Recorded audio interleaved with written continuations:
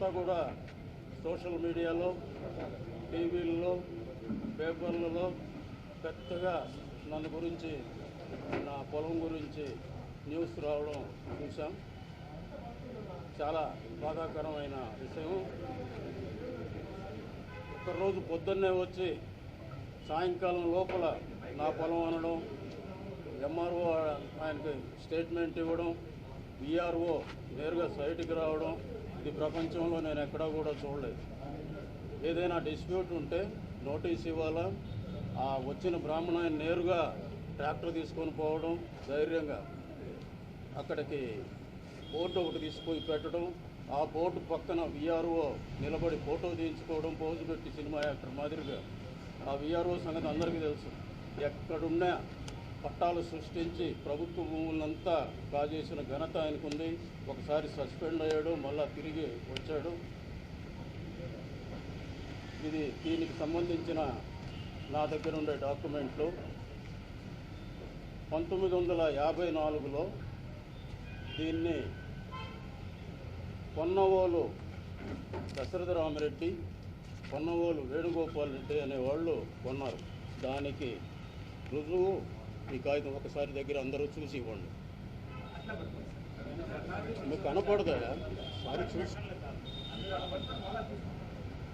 1954లో 295వ survey number, document number 192/1954.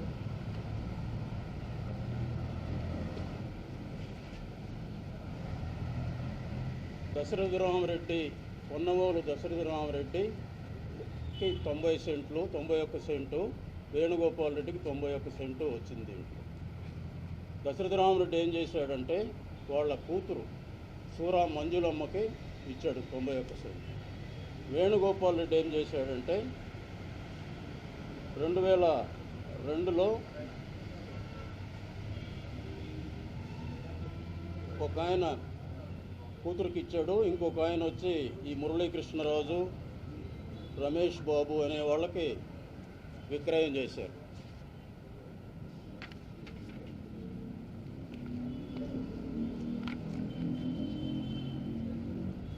2003లో విక్రయం చేశారు 2 డాక్యుమెంట్.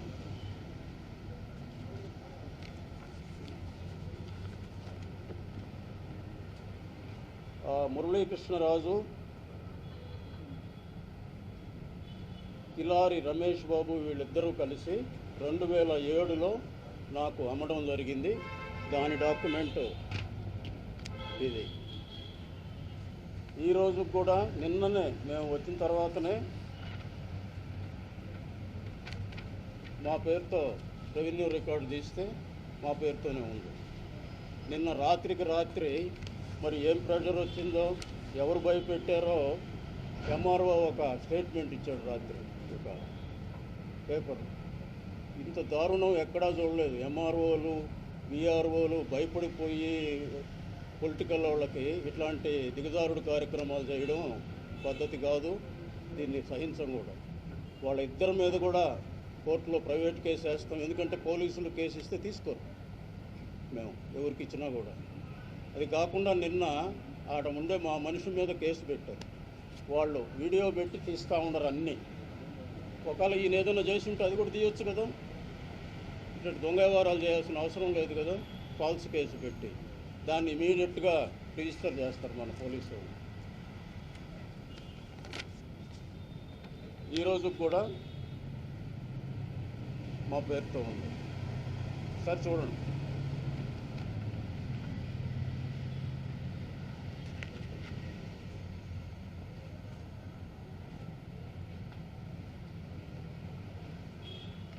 వాళ్ళు క్లెయిమ్ చేసేవాళ్ళు 54లో అంటే దగ్గర 60 ఏళ్ళు పైన అయింది. ఇన్ని సంవత్సరాలు ఎక్కడ నిద్రపోతూ ఉన్నారు? డైక్లాట్లో ఉండేవి కరెక్ట్ కాదు. డాక్యుమెంట్ ఉండాలి. ఎవరిచ్చారు, ఎప్పుడు, ఏ సంవత్సరం ఇచ్చారు ఉండాలా. అది కూడా ప్రూవ్ చేయాలి. ఎక్కడ కలెక్టర్ దగ్గర కానీ లేదా జాయింట్ కలెక్టర్ దగ్గర కానీ ఆర్డీఓ దగ్గర కానీ అప్లికేషన్ ఇచ్చి ప్రూవ్ చేయాలి. అది ఏమీ లేకుండా ఒక డైక్లాట్లో ఉందని ఒక 60 సంవత్సరాల తర్వాత వచ్చి ట్రాక్టర్ వేసుకొని రావడం.